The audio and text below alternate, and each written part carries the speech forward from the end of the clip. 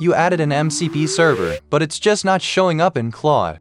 I've hit this more times than I can count, so in this video I'll walk you through the 7 fixes I run, in order, from the one that solves it most often to the deep dive logs. Stick around, because fix number 1 clears this up maybe half the time.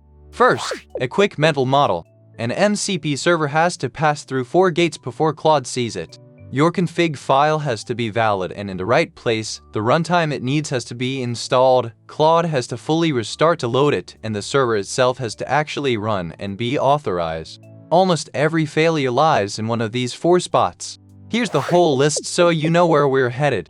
Fully restart Claude, fix invalid JSON, install the runtime, check the config path, sort out remote connectors, reauthorize expired keys, and finally, read the logs.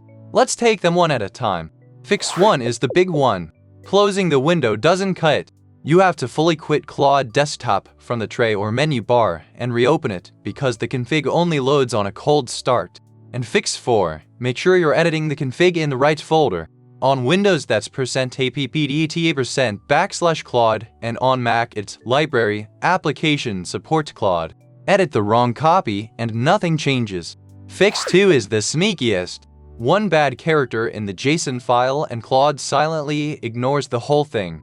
The usual suspects are a trailing comma after the last entry, curly smart quotes pasted from a doc instead of straight quotes, and a missing closing brace. Paste the file into any JSON validator, and it'll point straight at the broken line. This is what a clean, valid config looks like. Notice there's no comma after the last item, the brace is all close, and every quote is a straight double quote. If yours looks like this and it still won't load, we move on to the runtime. Fix 3. Most MCP servers run on Node or Python, and if that runtime isn't installed or isn't on your path, the server can't start. Open a terminal and check the versions. One gotcha that trips people up: desktop extensions bundle Node for you, but they do not bundle Python, and a manually configured server in your config file always needs the runtime installed yourself. So a Python-based server still needs Python on your machine. Fixes 5 and 6 are for remote and custom connectors. The first thing to check is that your server is publicly reachable over the internet, not just running on your laptop.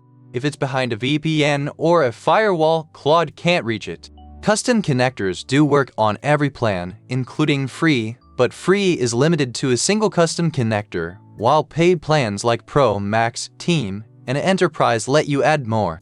And if a connector used to work but stopped, your API key or OAuth token has probably expired, so just hit reconnect to refresh it. If you're in Claude Code instead of the desktop app, the flow is a little different. Run /mcp to list your servers and re-authenticate an expired one right there. And starting Claude with Claude /debug mcp gives you the server's verbose output so you can see exactly why it failed to load.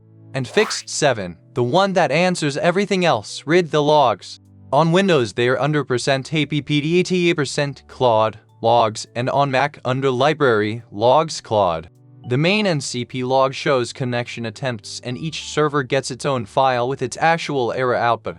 9 times out of 10 the real reason is sitting right there in plain text. Once it's fixed, here's how you know. Ask Claude a question that needs the server, and it actually reaches for the tool instead of shrugging. When you see it read your files or call a connector, you're done. The server is connected. So to recap, restart fully, validate the JSON, confirm the path, check your runtime, and for remote connectors make sure it's publicly reachable and reauthorize. Remembering free allows one custom connector. Still stuck? The logs have the answer. If this saved you some head scratching, subscribe. I'm making a whole series of short, practical MCP tutorials just like this one, brought to you by the team at Remarketly. Thanks for watching, and I'll see you in the next fix.